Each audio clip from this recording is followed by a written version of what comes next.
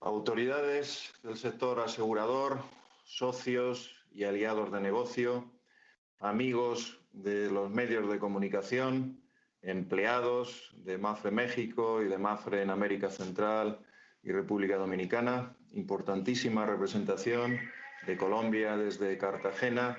Queridos amigos y amigas, muy buenos días y muchas gracias por acompañarnos hoy en este webinar desde las distintas plataformas de Teams, a través de live streaming en YouTube, en Twitter, en LinkedIn, Facebook. Es un gusto para mí, en este caso, efectuar esta introducción sobre la presentación del estudio sobre el desarrollo del seguro de vida a nivel general, elaborado por Mapfre Economics, que sabéis que es el servicio de estudios de Mapfre a nivel global.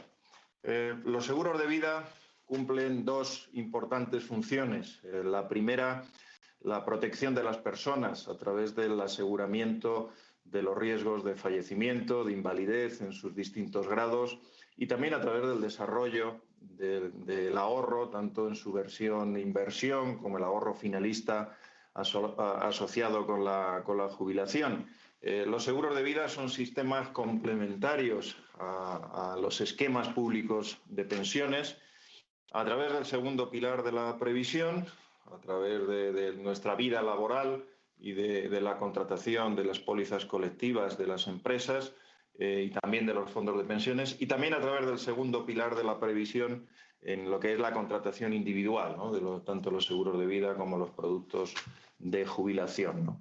Pero cumple otra segunda importantísima función, que es la función de estabilización económica.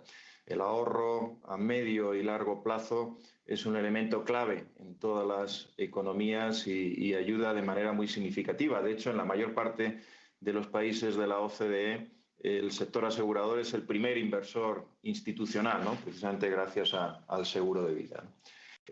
Para la presentación del estudio, hoy nos acompañan Manuel Aguilera, director general de Mapfre Economics. Manuel no requiere absolutamente de ninguna presentación. Es una institución del seguro en México y en todo Latinoamérica. Y también desde Madrid nos acompaña Ricardo González, director de análisis, estudios sectoriales y regulación. Cuando termine la presentación, al finalizar la presentación de Manuel y de Ricardo, pues tendremos tiempo para debate. Para ello, pues todos tenéis habilitado un chat en el cual pues podéis trasladar preguntas, comentarios y con mucho gusto pues al final tendremos tiempo para dar respuesta, ¿no?, a todas vuestras inquietudes. Y por favor, sí os pedimos que os identifiquéis, sobre todo pues el caso de los medios de comunicación, el medio, el nombre, pues para luego podernos dirigir la respuesta.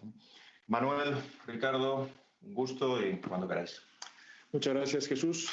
Muy buenos días a todos y muchas gracias por acompañarnos en este webinar, que, como señalaba Jesús Martínez, tiene como propósito presentarles un informe que acaba de publicar el Servicio de Estudios de Mapfre, Mapfre Economics, a través de Fundación Mapfre, que es Elementos para el Desarrollo del Seguro de Vida. Es un informe que ustedes podrán descargar de manera gratuita, por supuesto, tanto en la página de Fundación Mapfre como en la página web corporativa de Mapfre, en la sección de Mapfre Economics, en sus versiones tanto en español como en inglés y portugués. Este es un informe que, como señalaba Jesús, tiene importancia especial por la función tan particular que tiene el seguro de vida dentro del funcionamiento de la economía. Y eso es en lo que vamos a tratar de enfatizar a partir de un análisis tanto conceptual como de experiencia internacional comparada, para tratar de extraer cuáles son las principales enseñanzas que este análisis internacional nos da desde el punto de vista de las políticas públicas para impulsar el ahorro y, en última instancia, el funcionamiento económico. En la presentación, en la primera parte, voy a hablarles yo sobre esta vinculación del seguro de vida, el ahorro y la economía. En la segunda le cederé la palabra a mi compañero Ricardo González para que él nos hable del marco conceptual que utilizamos en la elaboración del informe y nos dé un panorama de los diferentes mercados que se han analizado en el estudio. Y en la parte final regresaré con ustedes para tratar de extraer a partir de esta revisión internacional cuáles son las principales políticas públicas que en la experiencia internacional se han utilizado con éxito para impulsar el desarrollo del seguro de vida. Todos conocemos que hay una estrecha relación entre la economía y el sector asegurador. Estadísticamente está bien documentado que en la medida en la que la economía crece y se desarrolla, el sector asegurador lo hace también. Incluso en los mercados emergentes, cuando hay un crecimiento sostenido de la economía, el sector asegurador crece varias veces más rápidamente que la economía. Esto es un hecho estadístico, insisto, bien documentado. Sin embargo, hay una relación inversa que también es importante, que es el hecho de que mientras mejor desarrollado, mejor ha penetrado el sector asegurador y el seguro como mecanismo financiero dentro del funcionamiento social, la economía tiende a funcionar mejor, de manera más eficiente. Y esto tiene que ver, si lo vemos primero con el caso de los seguros de no vida, con el hecho de que el seguro ofrece una protección contra contingencias que afectan el ingreso y la riqueza de las personas, de las familias y de las empresas. Cuando este mecanismo de compensación existe y ocurren los riesgos, la compensación contra las pérdidas se da de manera rápida y esta unidad familiar o empresarial puede continuar con su actividad de manera normal luego de un breve periodo de problemas. Si extendemos esta visión no solo a una unidad familiar o a una empresa, sino en general a toda la sociedad y a toda la economía, lo que el seguro le da en la medida que penetre mejor en la economía es mayor continuidad a este proceso de generación de ingreso y de riqueza. En el caso de los seguros de no vida, también hay una contribución importante al funcionamiento de la economía, y ya lo anticipaba Jesús Martínez en sus comentarios. Los seguros de vida, por una parte, protegen y compensan contra los riesgos de fallecimiento y los riesgos relacionados con la jubilación, pero por el otro lado, crean ahorro interno que permite financiar proyectos de inversión y con esto convertirse en un elemento de estabilización anticíclica. Hay muchos instrumentos financieros que permiten generar ahorro. Sin embargo, el ahorro que se genera a través de los seguros de vida tiene tres características que son importantes. Primero, independientemente de que se trate de los seguros de vida riesgo o de vida inversión, el seguro de vida tiene esa característica, generar ahorro. En el caso de los seguros de vida riesgo, es un ahorro, digamos, mutualizado entre un conjunto de participantes. En el caso de los seguros de vida inversión, es un ahorro más individualizado. La segunda característica tiene que ver con la forma en la que contribuye al proceso de ahorro e inversión. Cuando nosotros ahorramos a través de un seguro, cobramos un seguro y ahorramos, la obligación de la compañía aseguradora se manifiesta en las reservas técnicas y la inversión de los recursos que respaldan estas reservas técnicas es invertida por las compañías de seguros en los mercados financieros a través de su función de inversionista institucional, y esta inversión lo que está haciendo es financiar proyectos en la economía y con esto generar actividad económica. Y en tercer lugar, el ahorro que se canaliza a la economía a través de los seguros de ahorro, de los seguros de vida, tiene tres características que lo hacen realmente único. Primero, que es un flujo estable. A diferencia de lo que pasa con otros inversionistas institucionales, por el modelo de negocio de las compañías de seguros, cuando ocurren ciertos eventos de volatilidad, las compañías de seguros no salen a vender estas inversiones, sino que las mantienen en su balance para cumplir con las obligaciones pactadas con sus asegurados. Segundo, se trata de inversiones en general de medio y de largo plazo. Por lo tanto, la inversión que generan, el financiamiento que permiten, es precisamente para proyectos de largo alcance, que difícilmente pueden encontrar una fuente de financiación mejor que la que proviene de las compañías de seguros.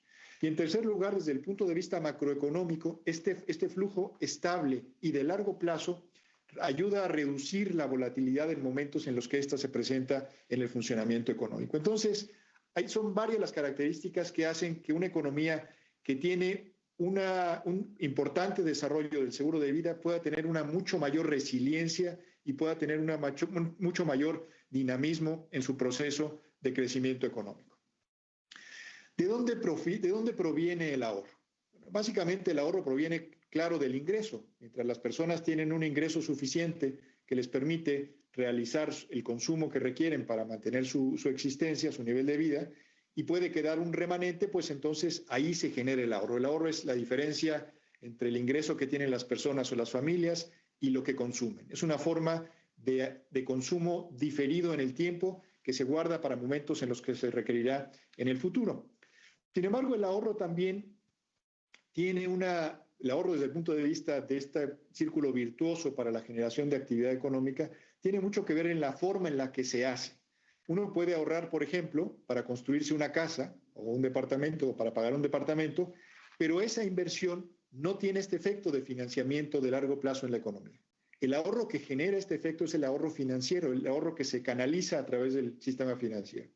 Por lo tanto, existe más ahorro con estas características positivas en aquellos países en los que hay una mayor profundización financiera. En otras palabras, en aquellos países en los que el ahorro se canaliza fundamentalmente a través del sistema financiero. Y en tercer lugar, el ahorro tiene que ver también con la estructura poblacional. Si uno compara países con diferentes estructuras poblacionales, hay claramente una vinculación entre la tasa de ahorro y la propia estructura, qué tan joven o qué tan envejecida es una sociedad.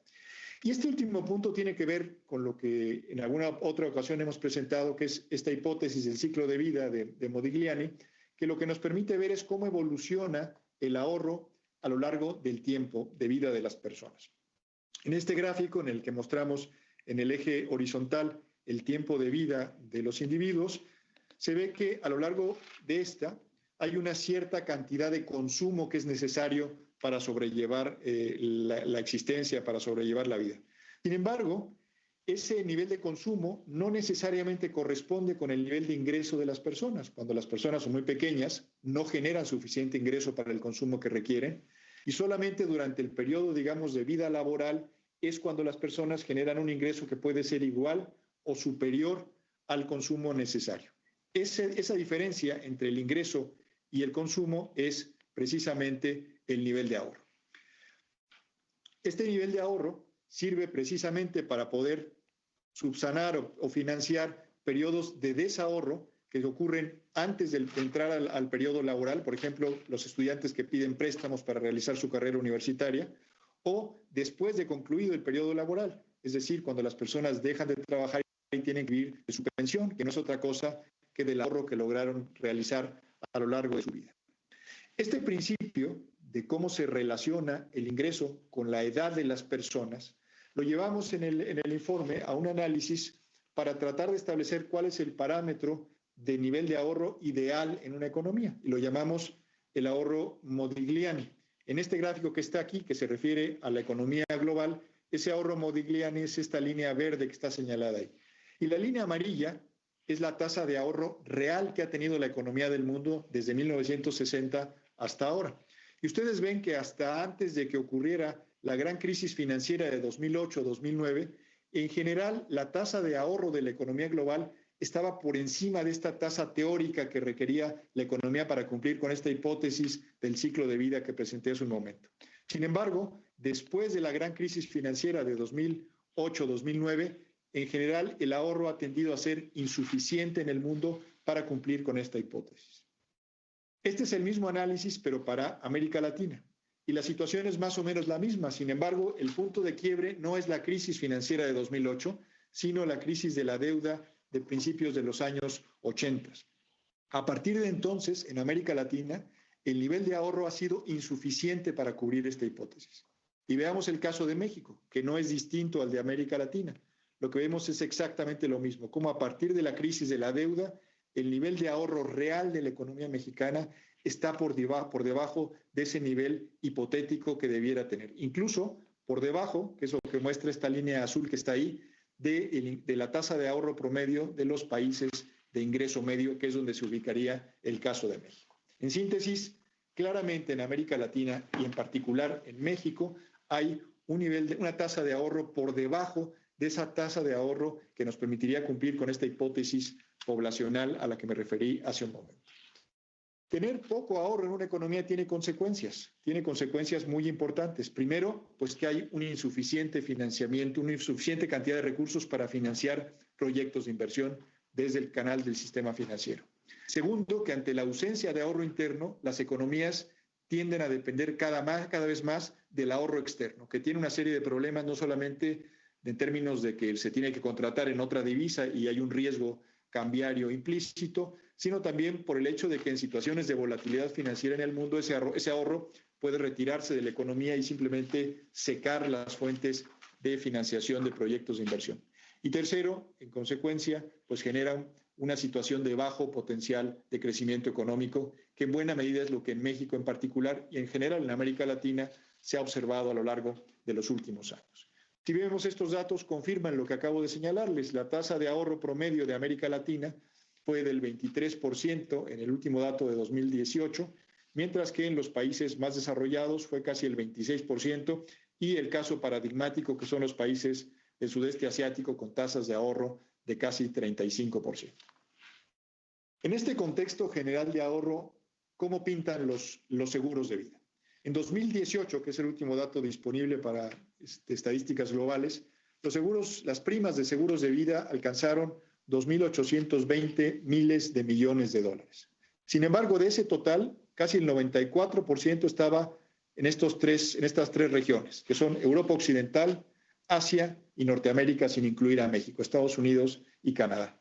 América Latina solamente representó el 2.5% de las primas totales de seguros de vida, un porcentaje que está muy por debajo de lo que representa la economía latinoamericana en términos de la economía global. Si vemos los datos de penetración, es decir, la relación que hay entre las primas y el Producto Interno Bruto, vemos una situación similar. En América Latina ese porcentaje promedio es el 1.2% del PIB de la región, mientras que en el caso de Asia es del de Europa Occidental es del 3.5 y 3.5 de Asia y 4.5 de Europa Occidental, es decir, porcentajes muy superiores a los que presenta la región latinoamericana. Y lo mismo pasa con el índice de profundización, la relación que hay entre las primas de seguro de vida y las primas totales, que en el caso de América Latina es 43%, mientras que en Europa Occidental es casi el 60% y en Asia casi el 67%. Claramente vemos que en nuestra región, y en particular en México, los niveles de desarrollo del seguro de vida están muy por debajo de lo que ocurre en otras regiones del mundo, con las implicaciones que esto tiene en términos de desarrollo económico. En general, esta tendencia que observamos se ha observado en todo el mundo. La profundización y la penetración de los seguros de vida han venido cayendo. Sin embargo, y pensando en este país, donde estaban fundamentalmente representadas las economías desarrolladas, esto ha estado determinado por el hecho de que desde 2008, que es donde se ve esta serie, la crisis ha venido afectando el nivel de ingreso de las personas y las familias en la mayor parte del mundo, y que además se ha venido enfrentando un escenario de muy bajas tasas de interés que también han debilitado el crecimiento del seguro de vida a lo largo de estos años. En este mapa es un poco la geografía de la penetración del seguro. Mientras más rojo es el área, quiere decir que la penetración es más baja. Mientras más verde es el área, quiere decir que la penetración es más alta. Y lo que nos muestra es claramente pues, la imagen que ya mentalmente podíamos haber tenido de la situación. Vemos aquí en América Latina solamente los casos de Brasil y de Chile con tasas relativamente altas de penetración. El resto está entre amarillo, naranja y rojo. Desde el punto de vista de una comparación de algunos países, vemos que hay países, en términos primero del tamaño del mercado, están primero los grandes mercados desarrollados del mundo, que tienen la mayor parte del mercado de seguros de vida.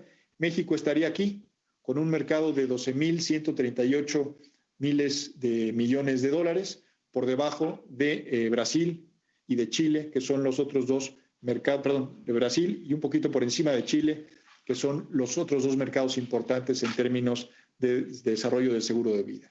Desde el punto de vista de penetración, México estaría en este 1%, por debajo, aquí sí, tanto de Chile como de Brasil. Y finalmente, desde el punto de vista de la dinámica que ha tenido esto, qué tan rápido ha venido creciendo a lo largo de la última década, bueno, tenemos casos como el caso de Rusia, donde el seguro de vida ha crecido arriba del 20% promedio anual a lo largo de los últimos 10 años. El caso de México es un crecimiento mucho más modesto, alrededor del 4%, por debajo de países como Brasil, Chile, pero también de otras economías importantes de América Latina como Perú y como Colombia. Bien, hasta aquí un poco el panorama del seguro de vida en el entorno de la economía y el ahorro y del papel que tiene este en el crecimiento del dinamismo de la economía a nivel global y a nivel regional. Le paso ahora la palabra a Ricardo para que nos comente los detalles conceptuales y de los mercados en particular que analizamos en este estudio. Adelante, Ricardo, por favor. Muchas gracias, Manuel, y un saludo desde Madrid. Lo que vamos a ver ahora es el marco conceptual sobre el cual hemos elaborado este estudio para luego analizar cuáles son los países que hemos decidido seleccionar para estudiar en profundidad por entender que son representativos de los mercados de seguros de vida a nivel mundial. En cuanto al marco conceptual, lo hemos elaborado sobre la base del proceso que se sigue en una entidad aseguradora cuando se quiere poner un producto de seguros de vida en el mercado. Lo primero que interviene es la gente de negocio y en cuanto detectan que hay una necesidad o una demanda, se incorporan gente de otros departamentos de la compañía, se incorpora gente del departamento jurídico, gente del departamento de informática que van a preparar todas las plataformas sobre las cuales se va a comercializar el producto, los actuarios que tienen que ponerle precio, gente de inversiones, gente del departamento de riesgos, es decir, involucra prácticamente a todos los puntos de la compañía.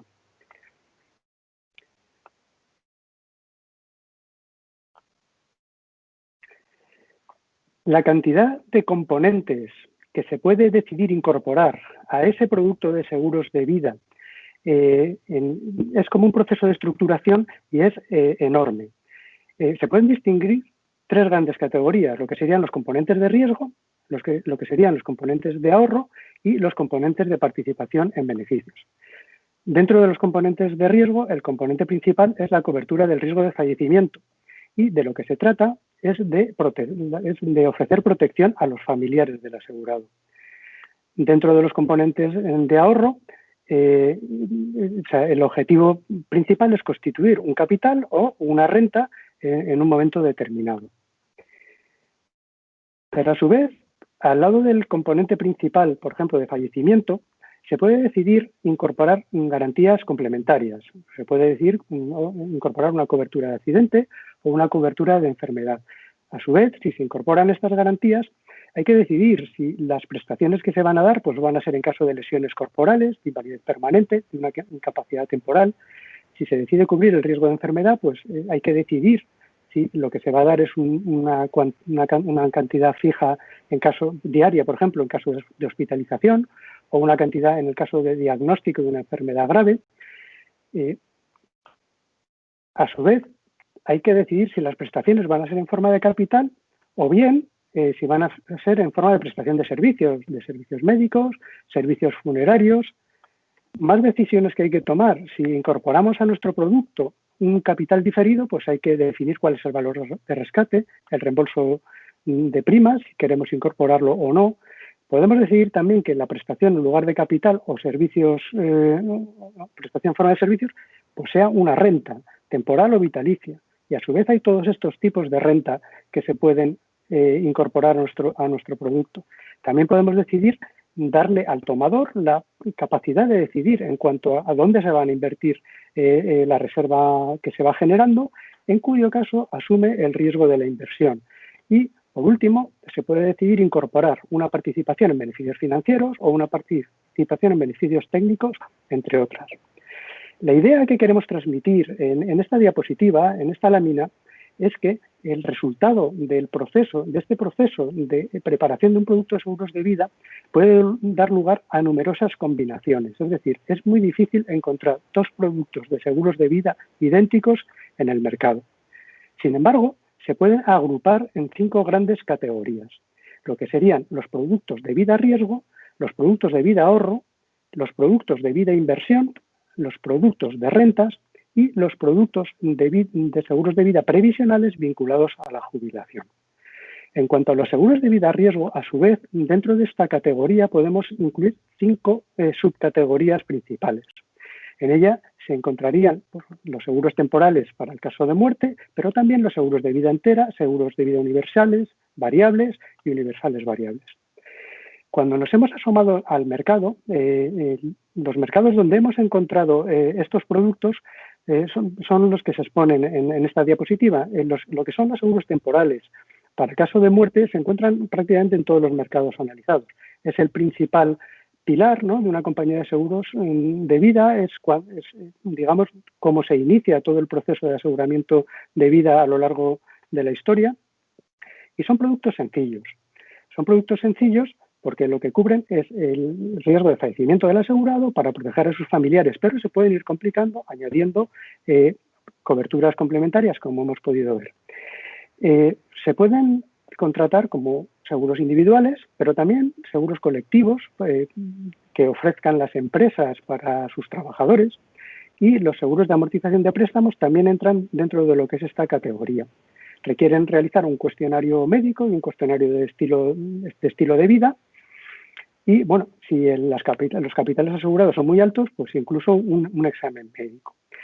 El problema que tienen este tipo de seguros es que, como el riesgo de muerte aumenta conforme aumenta la edad, cada vez que hay que renovarlo, las primas aumentan. Y es un motivo por el cual personas mayores, pues llega un momento que se hace incluso prohibitivo y no entran en este tipo de seguros. Sin embargo, por eso surge la segunda categoría, que son seguros de vida entera. Los seguros de vida entera tienen una vocación vitalicia, cubren el riesgo de muerte, suceda cuando suceda, y lo que se le incorpora es un componente de primas niveladas. Es decir, en este tipo de seguros se paga una prima superior al riesgo de fallecimiento en las primeras fases del seguro para constituir una reserva con la cual poder hacer frente a primas inferiores cuando las personas se hacen más mayores. Por lo tanto, es un seguro que incorpora un componente de ahorro. Versiones más modernas, evolucionadas, de este tipo de seguros de vida entera, de vocación vitalicia, son los siguientes seguros que vemos a continuación, que surgen sobre todo en los Estados Unidos. Y son los seguros de vida universales, que se caracterizan porque tienen flexibilidad en cuanto al pago de las primas a lo largo de toda la vida del contrato, lo cual también repercute en los capitales asegurados dentro de ciertos límites.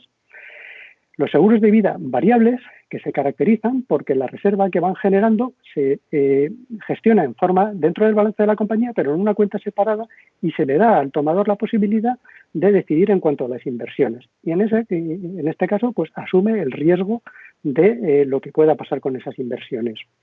Y los seguros de vida variables y universales, pues son flexibles en cuanto a las primas, y además se gestiona la reserva de forma separada y asume el riesgo el tomador del seguro. La segunda gran categoría que distinguimos son los seguros de vida ahorro.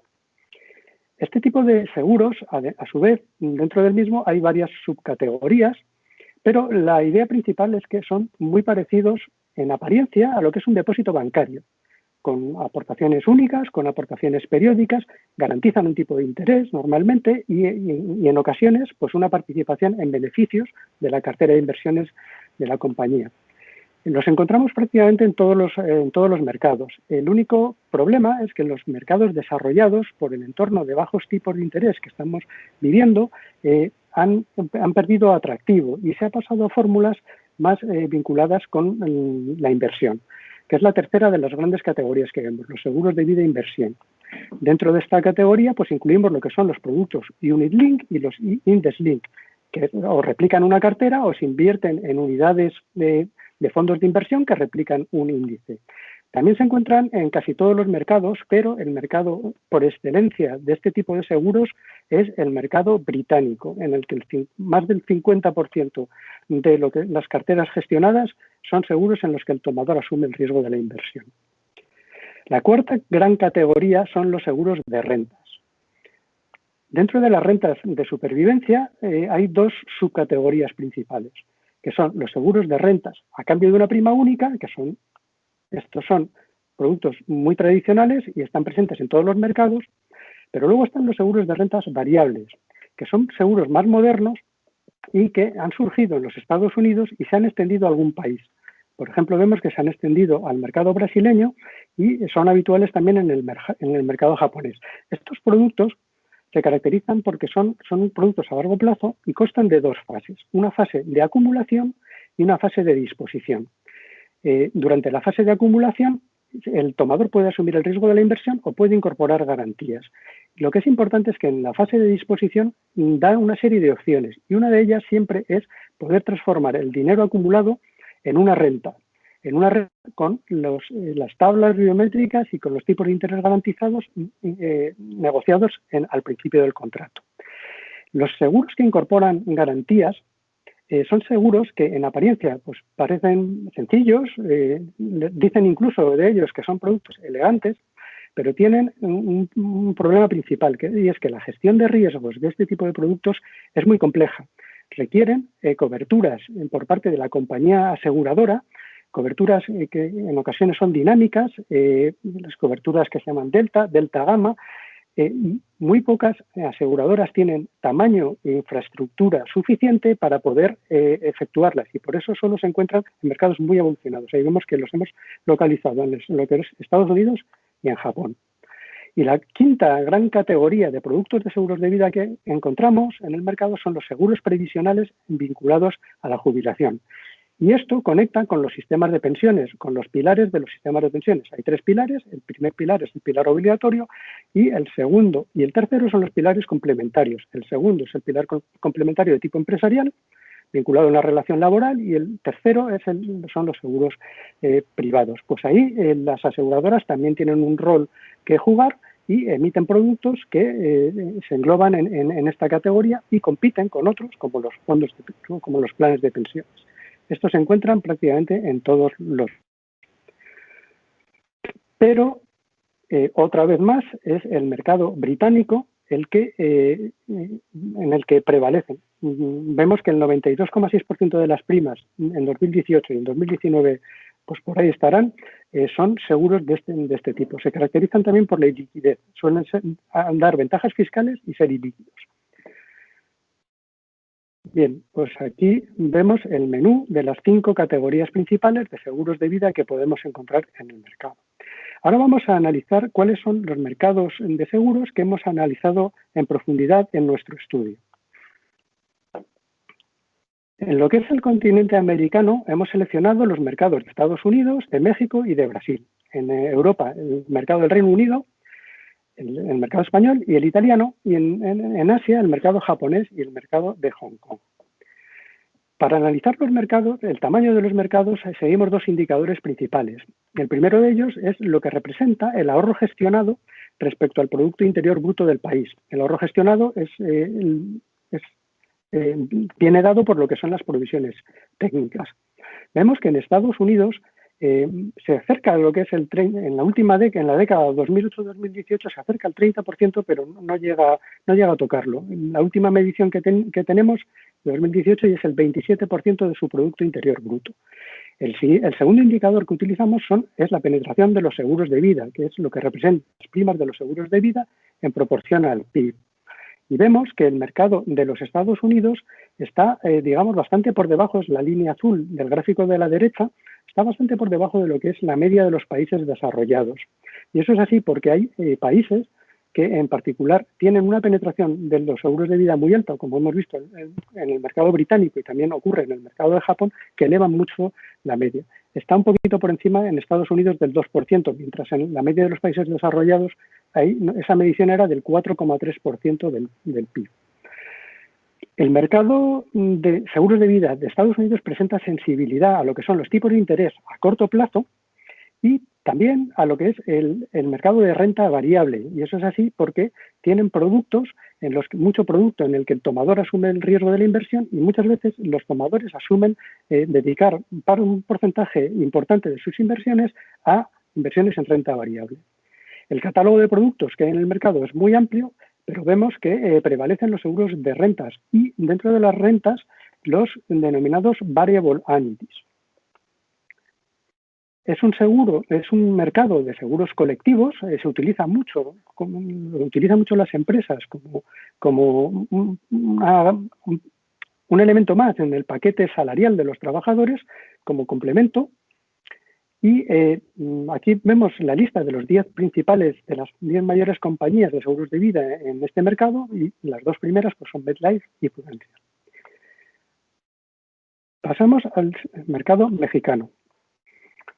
El ahorro gestionado en relación al Producto Interior Bruto, vemos que no llega a tocar el 4%. Si comparamos, en Estados Unidos subía al 27% del Producto Interior Bruto. Es decir, es un mercado con muchísimo potencial de crecimiento. Lo mismo, la misma lectura podemos sacar del gráfico de la derecha, la penetración de los seguros de vida respecto al Producto Interior Bruto está en torno al 1%, mientras en los mercados desarrollados sube al 4,3%.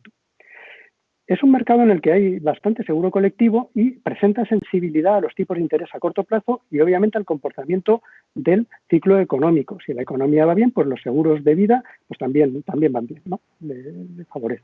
Principales competidores, aquí están los 10 mayores y en las dos primeras posiciones tenemos a MetLife y al BBVA. Mercado brasileño. Ahorro gestionado respecto al PIB se acerca al 10%. Es decir, es un mercado bastante desarrollado, pero está todavía lejos del 27% que teníamos en los Estados Unidos, aunque bastante por encima del 4% que teníamos en México. Lo que llama mucho la atención es la inclinación de la pendiente, la tendencia al crecimiento que tiene este mercado. En el gráfico de la derecha, lo mismo, la penetración está en torno al 2%, que bueno, pues se acerca a lo que es los Estados Unidos, pero está muy lejos del 4,3% de los mercados desarrollados. Aquí vemos cómo la tendencia es creciente. El principal producto que tiene de seguros de vida en el mercado es el denominado VGBL o BGBL, que es un producto, es un variable annuity. Ese que tenía dos fases, la fase de acumulación y la fase de disposición, y se caracteriza porque en la fase de acumulación no tienen garantías. El tomador lo asume, el riesgo de la inversión lo asume el tomador. Hay seguros colectivos, pero no tanto como en otros países, y lo que es muy importante es que presenta una sensibilidad muy fuerte a los tipos de interés a corto plazo. Vemos en el gráfico de la derecha que la correlación es altísima. Principales competidores, aquí están los 10 mayores, son Brasilprev y Bradesco. Y esto pone un poco de manifiesto la idiosincrasia de este mercado, que es un mercado en el que prevalecen los seguros, el canal de bancaseguros. El mercado español. El ahorro gestionado respecto al PIB no llega al 16%, queda por debajo, está en torno al 15%, un poco por encima de lo que es el mercado brasileño, que está en torno al 10%, pero muy por debajo del mercado de los Estados Unidos. Y en cuanto a la penetración de los seguros de vida, pues vemos también que está un poquito por encima del 2%, pero está muy lejos de la media de los mercados desarrollados. El mercado español es un mercado que está muy desarrollado, tiene un alto nivel de competencia en lo que es no vida, pero en el seguro de vida no ha llegado a desarrollarse suficientemente. La carta de productos que tenemos es riquísima, es muy amplia, prevalecen lo que son los criterios diferidos y los seguros de rentas. Es un mercado de seguros individuales y presenta sensibilidad a los tipos a corto y también al comportamiento del Producto Interior Bruto. 10 principales competidores, lo mismo, hay un competidor muy fuerte, que es Vida Caixa, que pues es un competidor de banco asegurador también. Y Zurich, que está en el segundo lugar, pues tiene un acuerdo de banca seguro con el Banco Sabadell, por lo tanto, también es de banca seguro. Seguro o sea, una entidad con canales multicanal, pues sería Mafre. Mercado británico, Reino Unido. Aquí ya vemos que el ahorro gestionado respecto al PIB se va por encima del 80%, está en el 84%, frente al 27% que tenía, por ejemplo, Estados Unidos. La penetración, lo mismo, la línea azul, la vemos, es altísima, está por encima del 8%, muy por encima del 4,3% de media de los países desarrollados. Y esto es así por el rol tan importante que dan a las aseguradoras de vida en los sistemas complementarios de pensiones. Es un mercado de seguros, los seguros colectivos tienen mucha importancia y lo que llama mucho la atención en el gráfico de la derecha es que presenta sensibilidad a los tipos de interés a corto, al comportamiento del PIB, pero sobre todo a lo que es el comportamiento de la renta variable, al FTSE 100. Y esto es así porque también hay mucho producto en el que el tomador asume el riesgo de la inversión, tipo link. Aquí vemos la carta y obviamente casi la gran mayoría son seguros vinculados a las pensiones, y los 10 principales competidores, BlackRock y Legal & General, están en las dos primeras posiciones. Mercado italiano.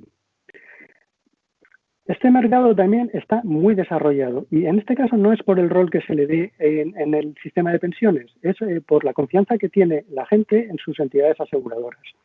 El ahorro gestionado se va en valores por encima, casi cercanos al 40%, bastante por encima que el mercado de Estados Unidos.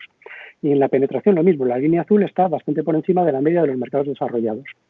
El seguro es un mercado de seguros de vida tradicionales, pero también tiene una parte importante de seguros Unit Link, y últimamente están desarrollando un producto seguro mixto, tradicional Unit Link, que está teniendo mucha aceptación.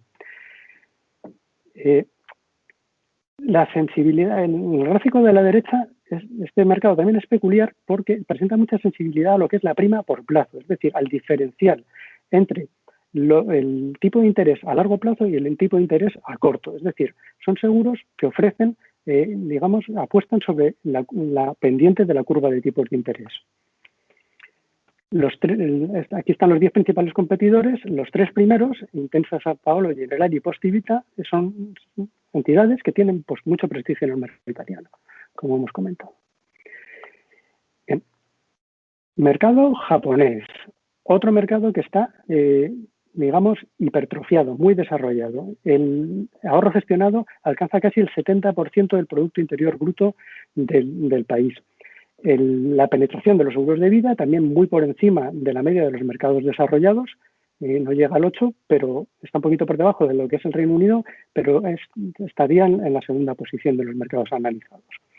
Este mercado se caracteriza porque es un mercado de seguros de vida individuales más que colectivos y presenta sensibilidad a los tipos a corto, comportamiento del PIB, pero también al comportamiento de la renta variable, porque también tienen seguros en los que el tomador asume el riesgo de la inversión, aunque la mayoría es el seguro de vida tradicional.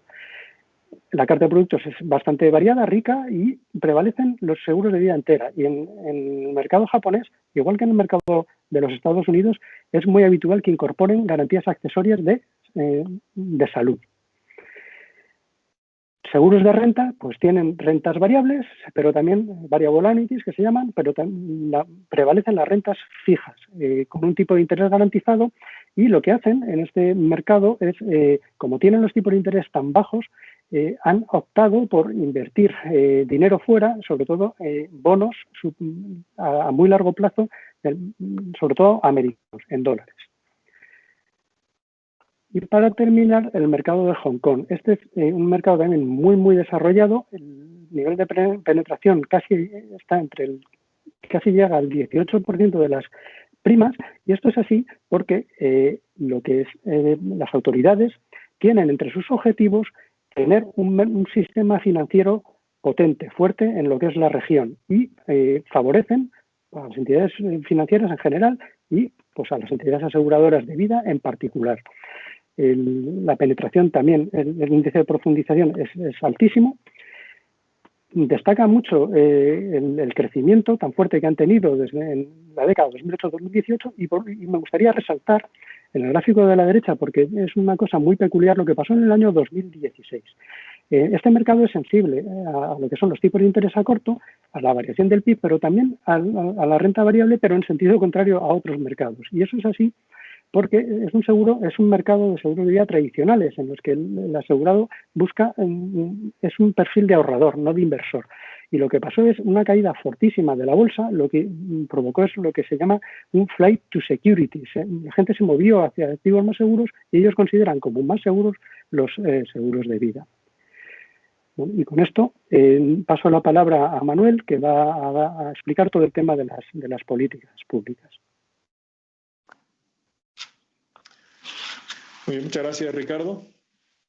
Como ustedes podrán ver del análisis que se hizo sobre este conjunto de países, hay algunos casos que son notables cuando vemos que no solamente la penetración, sino lo que representan las provisiones técnicas del seguro de vida con relación al Producto Interior Bruto, y hablamos de porcentajes que pueden estar arriba del 40, 50, 60, 70 o 80% del Producto Interior Bruto, lo que estamos realmente diciendo es que en estas economías hay un fondo de recursos prestables de medio y largo plazo estable y con características anticíclicas de ese tamaño, lo que permite no solamente, insisto, dar estabilidad a la economía, sino también impulsar su crecimiento. Y un poco la pregunta que trataremos de resolver en esta parte final de la presentación es que, ¿qué tipo de políticas públicas hemos observado en estos mercados? Pensamos que son los elementos que determinan en alguna medida el éxito de una estrategia de este tipo, el éxito de una estrategia de generación de ahorro interno de medio y largo plazo para estimular el crecimiento económico. Si tratamos de sintetizar toda la argumentación que se ha planteado a lo largo de esta presentación, diríamos que, bueno, en primer lugar, en la medida que tengamos una mayor penetración del seguro de vida, pues existe un mayor volumen de ahorro financiero. En la medida que este ahorro financiero es mayor, pues mayores son las posibilidades de financiamiento de medio y largo plazo para la economía. En la medida que esto ocurre, mayor es el crecimiento económico y finalmente, pues mayor son los niveles de bienestar y de ingreso para las personas. Es un círculo, digamos, virtuoso, que no es nuevo en la economía, que simplemente nos señala la relación que hay entre el proceso de ahorro, inversión y el proceso de crecimiento económico y bienestar de la población.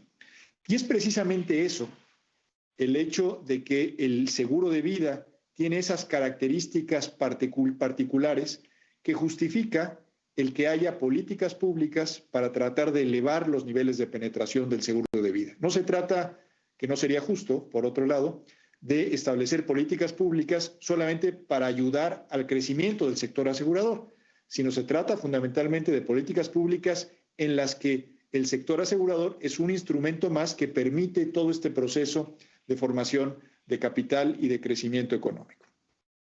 En el análisis de los países que ha comentado Ricardo, hemos detectado básicamente, digamos, 3 tipos de políticas públicas que pueden ayudar a que se desarrolle el ahorro interno a través de los seguros de vida. Unas tienen que ver con aspectos regulatorios, otras con la función que cumple el seguro desde el punto de vista de los sistemas de pensiones y finalmente la utilización de incentivos fiscales. Iré brevemente sobre cada uno de estos a manera de conclusión de esta presentación. En primer lugar, los aspectos regulatorios. Claramente observamos en todos los mercados que analizamos que tienen un éxito importante en el desarrollo de su sector de seguros de vida, que hay políticas claras de acceso al mercado.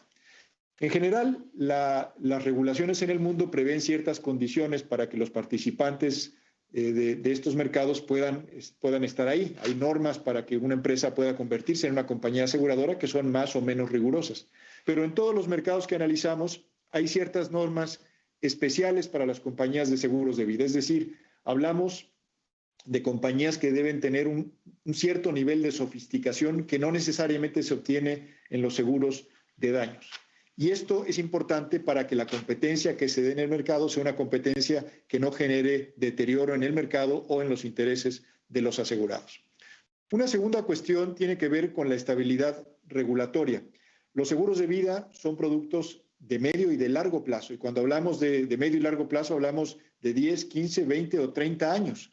Y es muy importante que la regulación no esté variando periódicamente, porque eso modifica las bases sobre las cuales se venden los productos. Las personas cuando compran un seguro de vida, sea de riesgo, de ahorro, de inversión, están tomando una decisión a un muy largo plazo y no quisieran encontrarse con sorpresas a la mitad del camino. Entonces, otra cuestión que vimos que era muy importante era lograr una estabilidad regulatoria para un negocio que tiene características precisamente de largo plazo. Tercero, y también Ricardo fue muy enfático en muchos de los ejemplos, es que la regulación debe generar incentivos para la innovación. Los productos de vida, sobre todo en ambientes como los que estamos viviendo de alta turbulencia financiera y de volatilidad, pues requieren constantemente de estar buscando fórmulas que permitan seguir siendo atractivos para la población. Nos mostraba Ricardo hace un momento los datos de Japón, por ejemplo, ¿no? De los niveles, lo que representan la penetración en este mercado y lo que representan las provisiones técnicas o las reservas técnicas como porcentaje del PIB, porcentajes altísimos en ambos casos. Y hablamos de un mercado con tipos de interés relativamente bajos. Entonces, se requiere de una gran capacidad de innovación para poder dar este estímulo y esta posibilidad de innovar debe generarse con incentivos también desde el punto de vista regulatorio.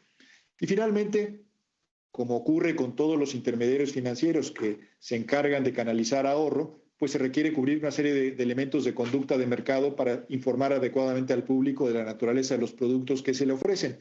Sin embargo, sí observamos que es muy importante que este tipo de regulaciones sean transversales, es decir, que sean exactamente las mismas para todos los competidores, de tal manera que no haya efectos que puedan generar un arbitraje regulatorio.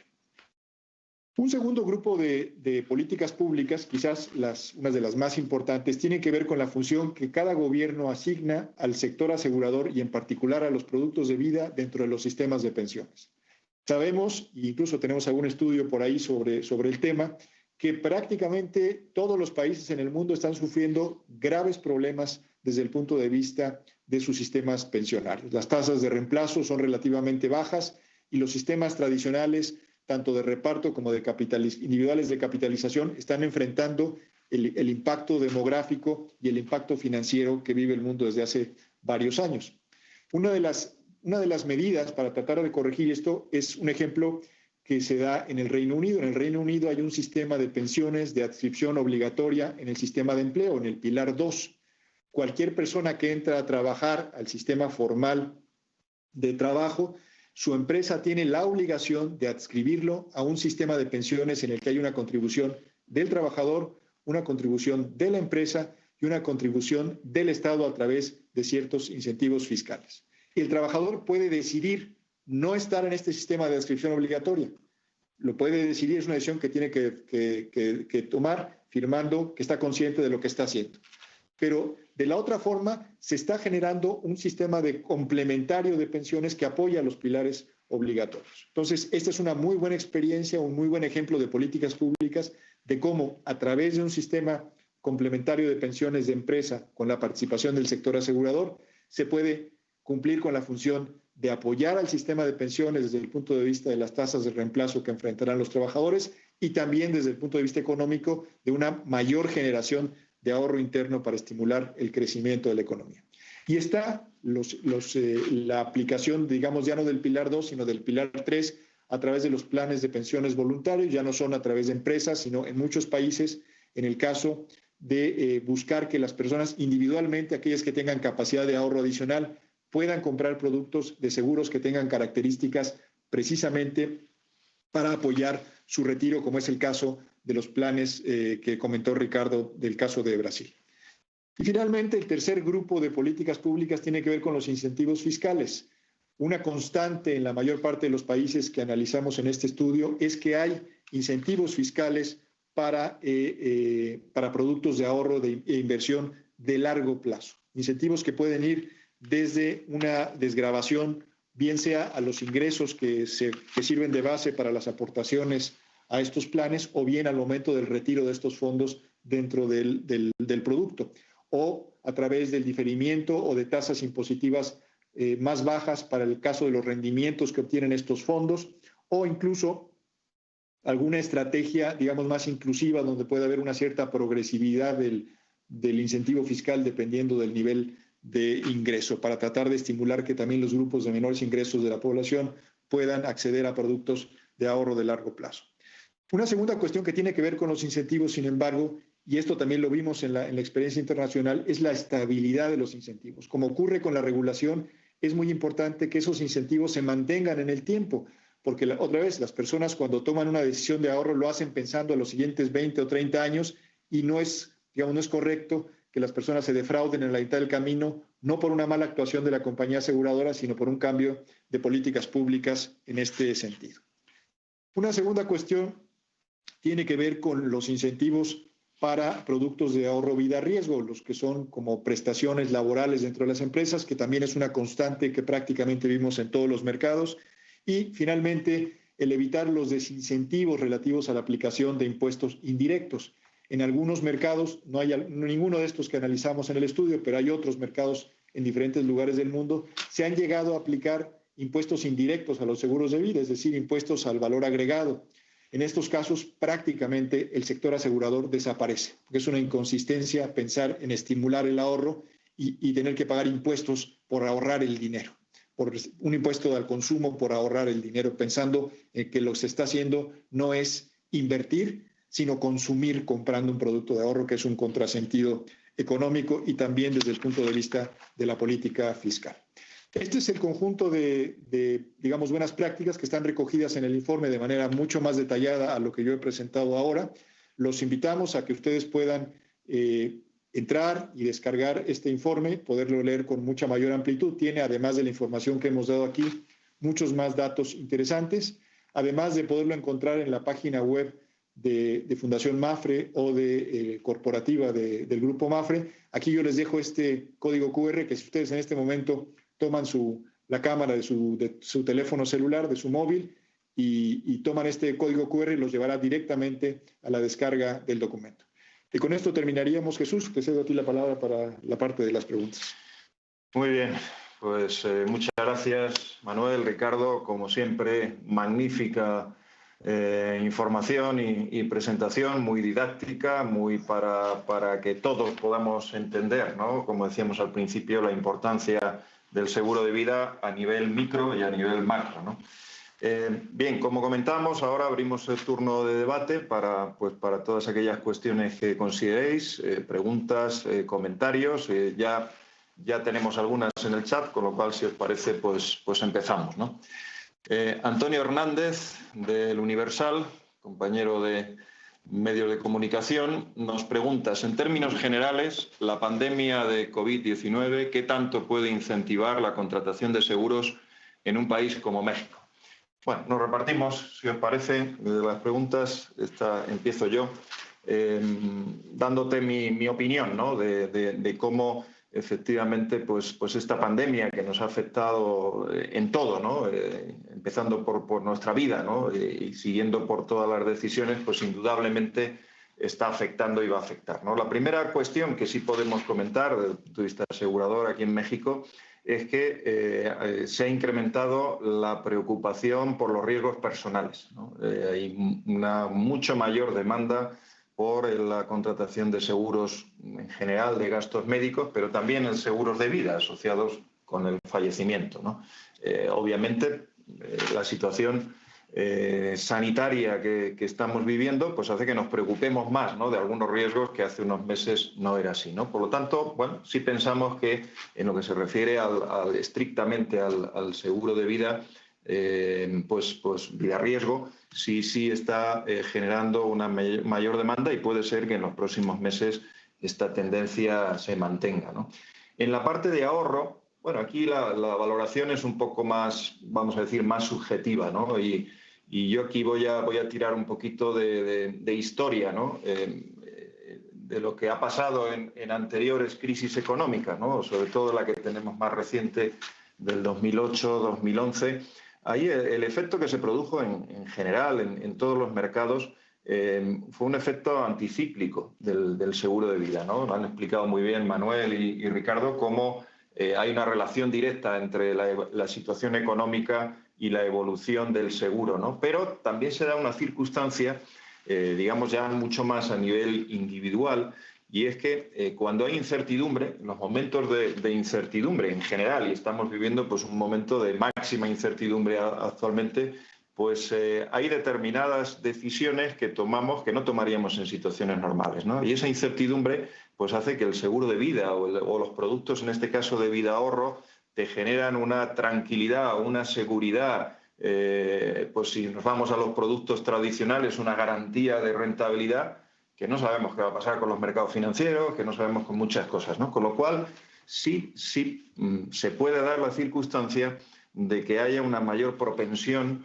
a la contratación de productos de vida ahorro, vamos a decir, mucho más seguros, mucho más con un componente de garantía financiera mayor, y por tanto que podamos asistir a un desarrollo mayor de este tipo de productos, insisto, en un contexto pues como en el que estamos.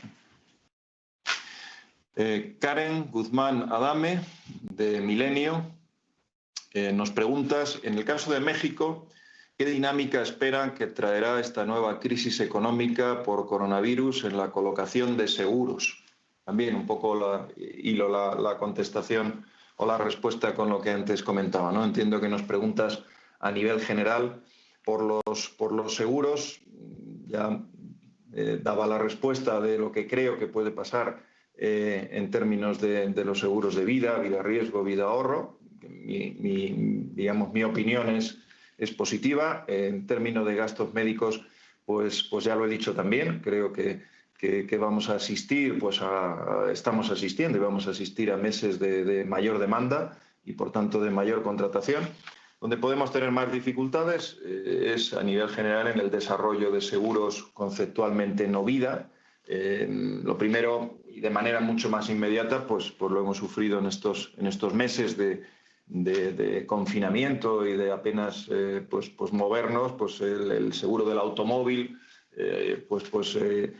muchos clientes, el no uso del automóvil se considera la no necesidad del seguro. No es así, porque obviamente seguimos teniendo coberturas, o por ejemplo el robo, que es muy normal, pues el que son necesarias, ¿no?, tenerlas, y por supuesto la responsabilidad civil que en todo momento tenemos hacia terceros, ¿no? Pero quizá en una época de menos movilidad el seguro del automóvil pues puede tener más dificultades para el desarrollo.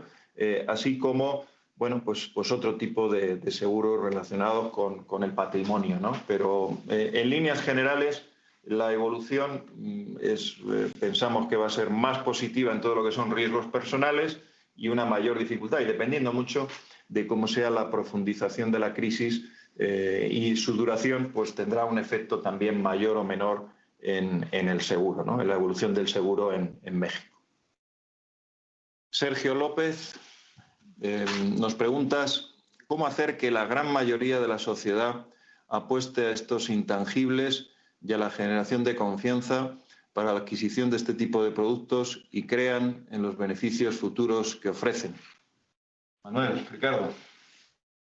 Bien, bueno, esa es, digamos, la gran pregunta. Yo creo que esta es una cuestión que no tiene solamente que ver con una cuestión de crear confianza en los consumidores, sino que, insisto, por la importancia que tiene el tema, debe ir combinado con una serie de políticas públicas. Es decir, es una cuestión de interés no solamente individual, sino es una cuestión de interés colectivo de la sociedad, el que las personas estén mejor protegidas desde el punto de vista de riesgos de fallecimiento y también desde el punto de vista de las implicaciones que tiene sobre los sistemas de pensiones. Y es también una preocupación no de tipo individual, sino de tipo social, colectivo, en las que debe participar el gobierno, el tratar de utilizar estos instrumentos que permiten a la población este tipo de cobertura también para otros propósitos más generales de estímulo económico que finalmente se revierten en mejores condiciones de vida para la población. Creo que ambos temas, el tema de cómo hacer que las personas confíen más y estén más conscientes de la necesidad de este tipo de protección, y el tema de cómo estimular este canal como un mecanismo para tener un mayor volumen de ahorro interno, son temas de políticas públicas. En el primer caso es un tema de educación financiera, donde el gobierno y el sector privado y la sociedad deben incidir mucho más de lo que se ha incidido hasta ahora en América Latina y en México, para crear esa conciencia de la necesidad y de la conveniencia de la protección. Y también es un tema de políticas públicas, ya no desde el lado de la educación financiera, sino, como mencionaba hace un momento, de políticas públicas orientadas a temas económicos, buscar las medidas que dentro de un marco fiscal y de políticas públicas en general puedan cumplir con este propósito. No sé si quieras agregar algo tú, Ricardo. No, completamente de acuerdo, que es una cuestión de políticas públicas. Y un ejemplo claro es Brasil, cómo han apostado por fomentar este seguro de variable annuities, el GBL, y lo están consiguiendo, la verdad. Muy bien. Seguimos. Pedro Bautista, nos preguntas ¿cuál es el proyecto de MAPFRE para lograr una mayor penetración a nivel individual? Esto aunado al bajo porcentaje de personas aseguradas en vida y gastos médicos. Entiendo que la pregunta va dirigida a México. Pues efectivamente, como hemos visto, tenemos en México una baja penetración del seguro de vida y también pues un porcentaje bajo de reservas técnicas respecto del Producto Interior Bruto, ¿no? Esta es una realidad, y una realidad que viene motivada pues, por distintos factores, ¿no? Yo no diría que por uno solo, ¿no? Habitualmente siempre en México solemos achacar el que no hay conciencia del seguro, ¿no? Es una de las respuestas que habitualmente siempre damos, ¿no? Desde el sector asegurador. Y yo pienso que hay muchos más factores, ¿no? Porque esto de la conciencia del seguro no necesariamente en todos los países nacemos ya con ella, ¿no? Sino que son pues una serie de cuestiones que vamos adoptando a lo largo de la vida, de las políticas públicas y otra serie de cuestiones, ¿no? Y en México pues hay factores, ¿no? Lo decía Manuel, tenemos una población muy joven, ¿no? Tenemos un bono demográfico extraordinario, que es un tesoro lo que tiene México con su estructura poblacional. Al ser tan más jóvenes, pues estamos menos preocupados, ¿no? Obviamente que en otros países donde ven mucho más cerca la jubilación, las tasas de reemplazo y todo este tipo de cosas, ¿no? Hay factores que hemos visto, ¿no? De menor propensión al ahorro, ¿no? Bien, este es un poco el marco, ¿no? En este marco pues es donde tenemos que jugar el partido, ¿no? En Mapfre lo que estamos desarrollando en primer lugar pues es tener una gama de productos adecuada, ¿no? En cada una de las líneas que antes Ricardo nos comentaba, pues tener buenas soluciones para cada una de las fórmulas, pues tanto de coberturas de riesgo, fallecimiento, invalidez, como en el proceso de acumulación, que es donde está la mayor parte de la población. Ahora hay menos preocupación por las annuities y por las rentas vitalicias, porque la mayor parte de la gente es joven, por lo tanto, el enfoque está mucho más asociado a esa fase de acumulación, que es donde tenemos a la mayor parte de la población, y ahí es donde tenemos que tener los mejores productos, tanto a nivel individual como a través de la empresa, ¿no? Que también es otra fórmula importante. Y la segunda parte, porque hasta aquí esto lo puede hacer cualquiera, quiero decir que no tiene grandes secretos, desarrollar productos pues está al alcance de cualquiera. En mi opinión, donde está la clave es en la distribución. México, una de las características también que podemos destacar es que la tasa de agentes profesionales, de agentes de seguros por cada 10.000 habitantes, pues es mucho más baja que el resto de países de la OCDE o de los países más desarrollados. Por lo tanto, nos faltan agentes, nos faltan personas profesionales que diariamente estén explicando, asesorando al ciudadano cuáles son las mejores decisiones que puede tomar, ¿no? Hicimos un estudio hace un par de años, también a través de nuestra fundación, a través de Fundación Mapfre, donde lo que decía en un porcentaje altísimo, por encima del 90%, cuando tú a una persona sí le explicas cuál es la tasa de reemplazo y las circunstancias que va a tener en el momento de su jubilación, claro que le preocupa. ¿Te preocupa esto? Claro que sí, pero ¿qué pasa? Que no lo sé. Yo no soy consciente de que existe esa situación, ¿no? Por lo tanto, la parte de información y de comunicación es clave, y el que haya un número mayor de profesionales expertos en esta materia es clave. Por lo tanto, la otra gran línea estratégica de la compañía es cómo tenemos más agentes, más expertos que puedan hacer esta labor divulgativa que, insisto, o sea, al ciudadano sí le encontramos receptivo cuando le explicamos las cosas. El problema es que es necesaria esa parte pedagógica, ¿no? Por tanto, esa, digamos, es la parte principal en la que Mapfre México está ahora, ¿no? En tener muchos más profesionales capacitados que puedan asesorar adecuadamente a las personas. Carla Ponce, de Excelsior, nos preguntas ¿qué opinan sobre las políticas públicas de esta administración para estimular el ahorro, dado que el impuesto al ahorro se ha incrementado? ¿Qué le recomendarían al gobierno? Esta es una pregunta complicada, te la paso, Manuel. Bueno, cómo no, con todo gusto. Bueno, yo creo que lo que ha faltado no solamente en México, sino en América Latina en general, es tener políticas consistentes para impulsar el ahorro. No quiere decir que no existan. De hecho, en México hay una gran cantidad de políticas específicas que tratan de estimular el ahorro de largo plazo, y que en algunos países no están, insisto, no incluidos en este informe, no existen. Entonces, yo creo que el marco, digamos, de políticas públicas en México no parte de cero. Hay un bagaje importante. Sin embargo, Yo creo que la clave de la recomendación que nosotros podríamos dar a partir del estudio tiene que ver fundamentalmente con ese peso que tiene la política pública para tratar de subsanar una deficiencia de comportamiento de la sociedad. Y voy a volver al caso del Reino Unido, que me parece muy importante. Si uno pensara en los niveles de educación financiera de las diferentes sociedades del mundo, pues uno no tendría muchos argumentos para decir que la sociedad del Reino Unido es una sociedad, digamos, poco educada desde el punto de vista financiero. Si alguna debiera serlo, pues es seguramente esa, ¿no? Y aún así, en el Reino Unido son necesarios, o se pensó que eran necesarias, ciertas políticas públicas para obtener ciertos resultados. ¿Por qué? Lo comentaba muy bien Jesús ahora. Las personas, cuando les explican bien que no les va a alcanzar el dinero cuando se jubilen o que el dinero que van a recibir va a ser muy por debajo de sus necesidades de consumo, se preocupan. Pero no es algo en lo que la gente esté pensando constantemente. Y porque la gente tiene, digamos, una forma de ver los problemas mucho más de corto plazo, es algo humano.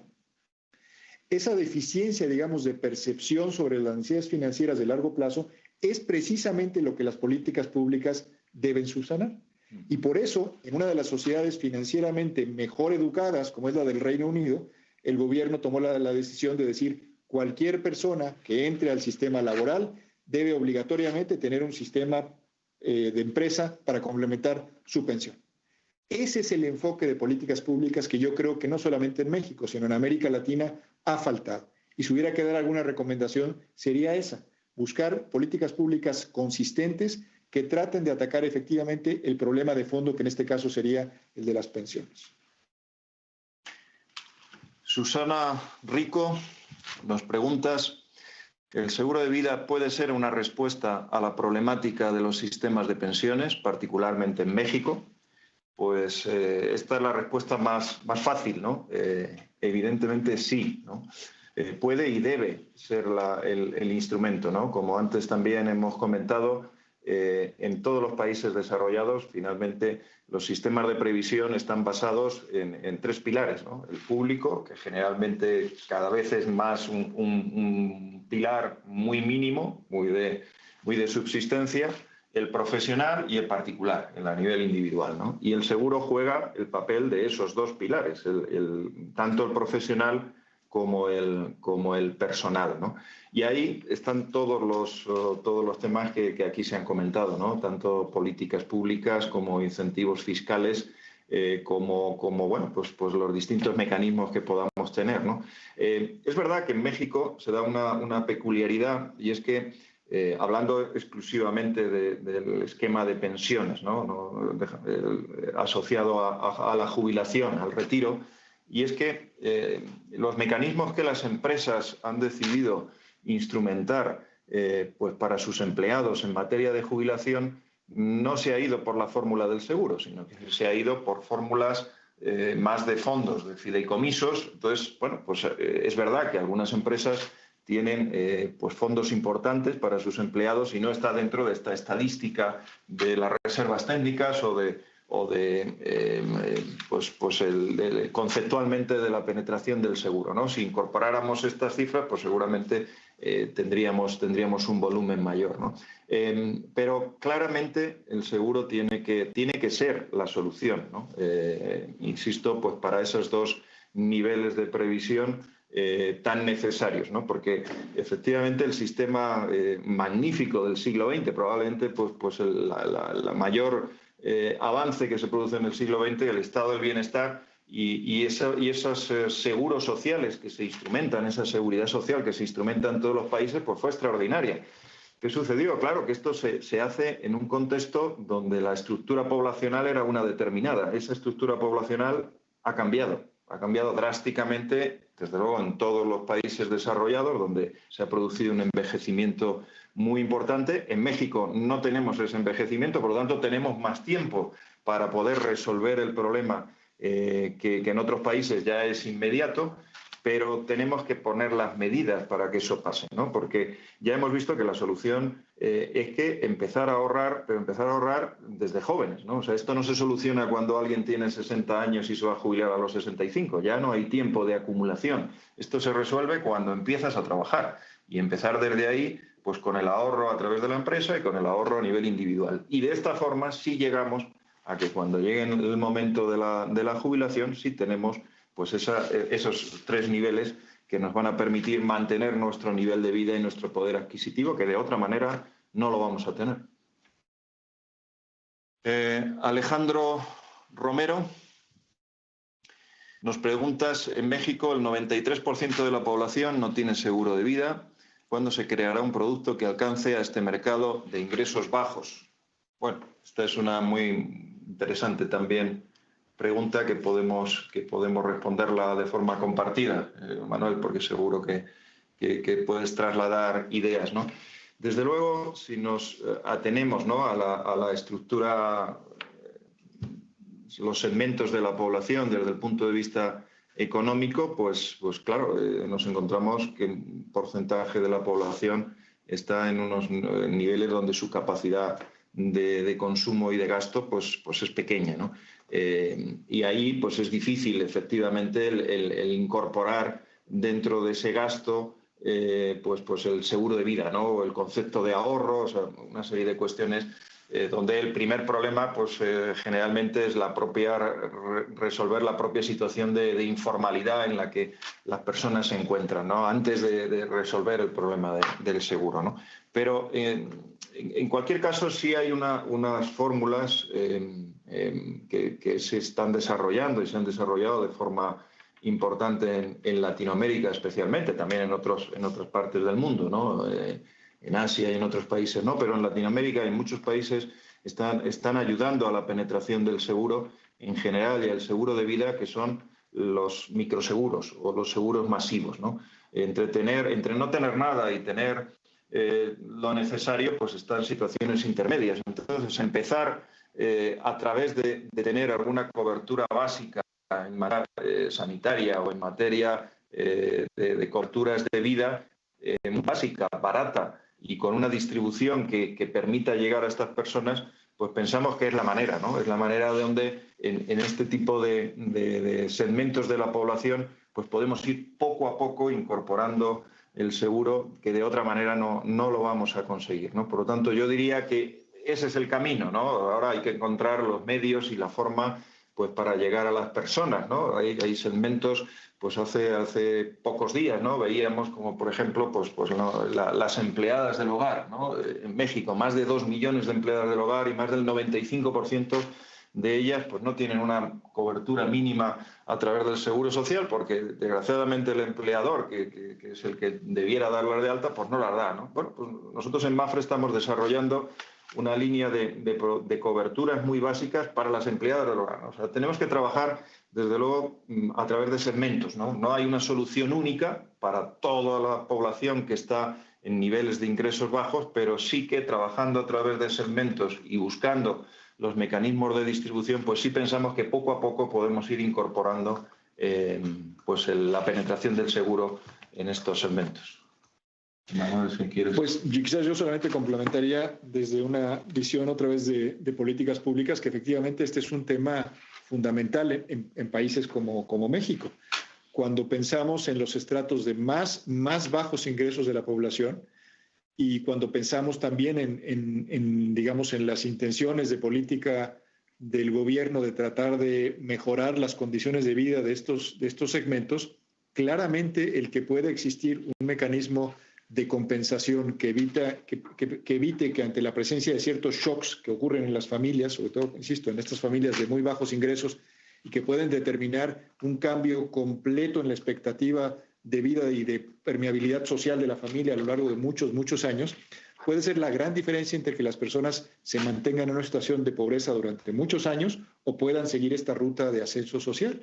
Entonces, a veces, incluso más que las transferencias directas a las personas, el ayudarlos a que tengan mecanismos de compensación frente a esos shocks que van a ocurrir y que son, pues, desde una enfermedad del jefe de familia o una incapacidad o un accidente, que pueden cambiar, insisto, la ruta de toda la familia, de una generación completa. El hecho de que haya un mecanismo de compensación es un gran estabilizador social desde ese punto de vista. Entonces yo coincido contigo, Jesús, en que quizás esa es la primera parte, digamos, en los segmentos más bajos, Y en la medida que se va logrando esa ruta, digamos, de ascenso social, se pueden incorporar otro tipo de productos, como son la protección contra los riesgos de jubilación, que impliquen algún tipo de mecanismo de ahorro de largo plazo. No sé si Ricardo quisiera complementar alguna cuestión de estas. Está todo tocado. Lo único que yo creo que en estos seguros hay que alcanzar economías de escala, ¿no? Tienen que venderse ya en una dimensión suficiente como para que los costes se minimicen y realmente cumpla el seguro ahí su función, pero hay mucho terreno, desde luego. Muy bien. Desde Yo Agente nos preguntáis cuál es la participación de los agentes en los mercados estudiados y cuál es la importancia de la tecnología en este crecimiento, ¿no? Hago un comentario y ya después, comentario general y ya después Manuel y Ricardo dais respuesta a la pregunta concreta, ¿no? El papel del agente, antes lo decía, imprescindible, ¿no? O sea, no me imagino un país, ¿no? Ningún país, insisto, el que podamos pensar, y ponía Manuel muy bien el ejemplo del Reino Unido, ¿no? El que podemos pensar de donde hay una conciencia del seguro mayor, es necesario que haya un agente de seguros, ¿no?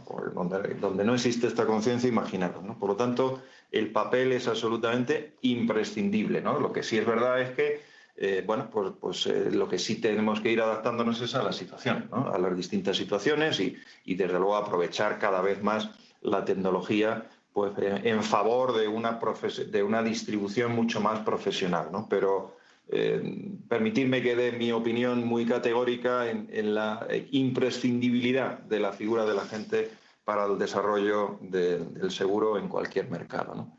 No obstante, como la pregunta va más dirigida a los mercados, Manuel y Ricardo, quizás quieras comenzar ahora. Sí, estoy completamente de acuerdo que la multicanalidad es muy importante. Antes veíamos todos los rankings y veíamos que en las primeras posiciones siempre hay compañías bancoaseguradoras. De hecho, Mapfre quedaba ahí un poco por debajo, pero si piensas en compañías multicanales, es de las primeras.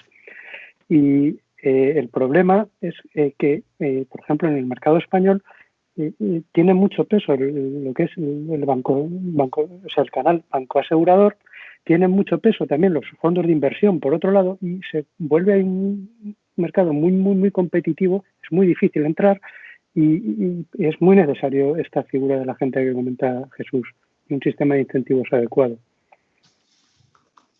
Sí, yo simplemente para complementar lo que ya han dicho Jesús y Ricardo, diría que efectivamente en todos los mercados que se analizaron en el estudio, independientemente de que haya esta figura, digamos, de los bancoaseguradores que se ha desarrollado en todo el mundo, en todos, el canal de venta a través de agentes de seguros sigue siendo un canal fundamental.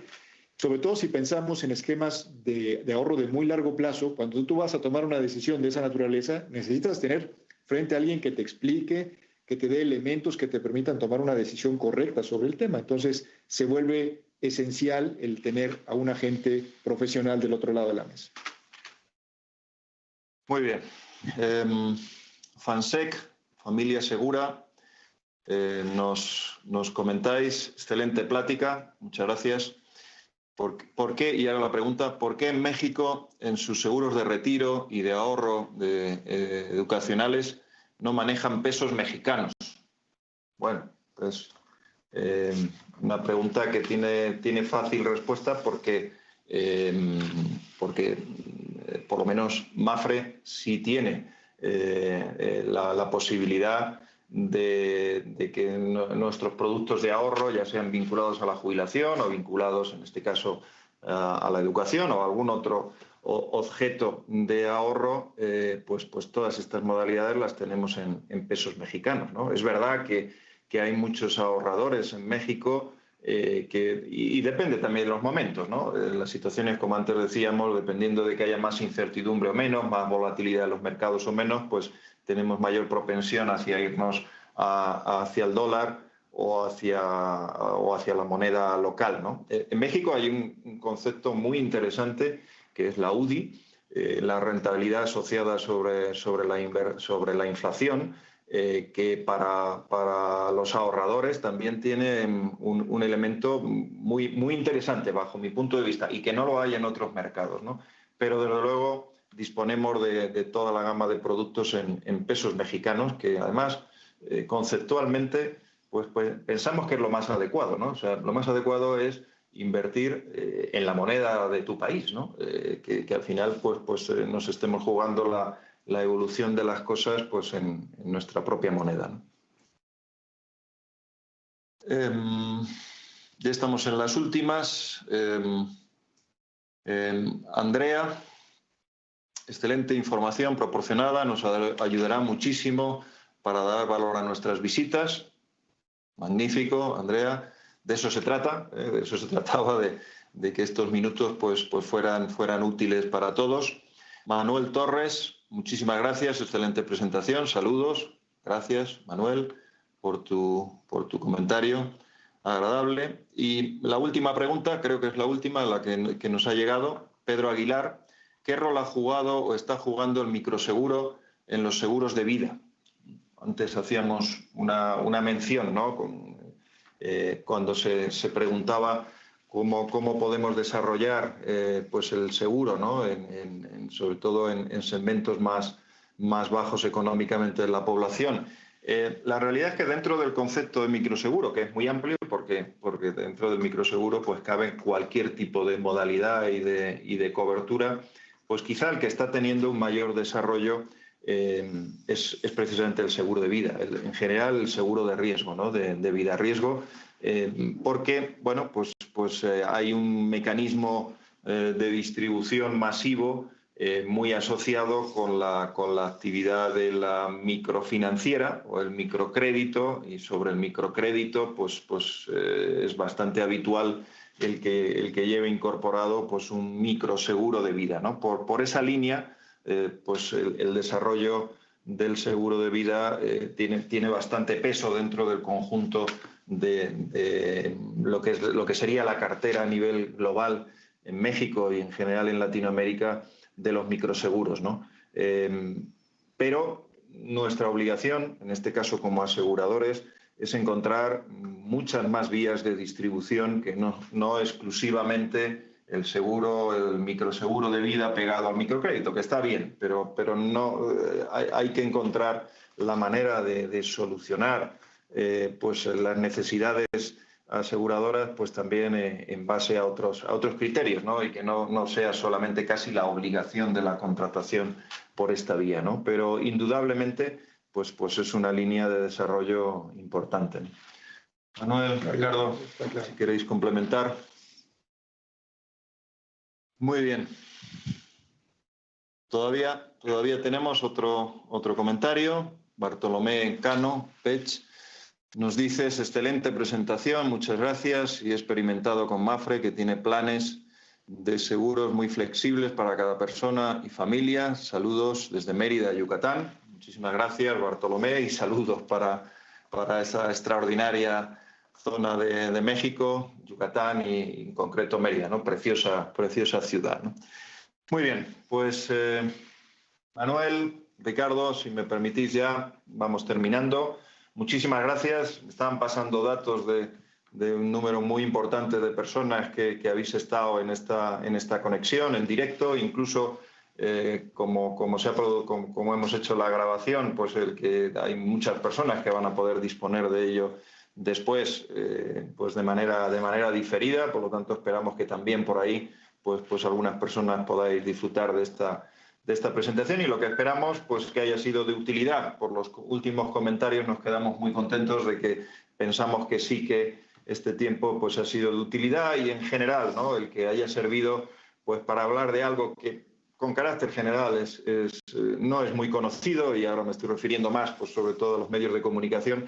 Y aquí pediros sí que seáis una vez más, ¿no? nuestros voceros, ¿no? nuestros portavoces un poco de esta información que hemos venido comentando, ¿no? Que realmente lo que falta es bastante información a nivel de ciudadanía, y vosotros pues el papel que jugáis es extraordinario, con lo cual siempre os pedimos que nos ayudéis, ¿no? A divulgar en este caso la importancia del seguro de vida, como se ha demostrado tanto a nivel muy micro, muy individual, pero también a nivel de país, ¿no? Lo necesitamos en México y en Latinoamérica, incrementar el ahorro, y esta es una vía magnífica.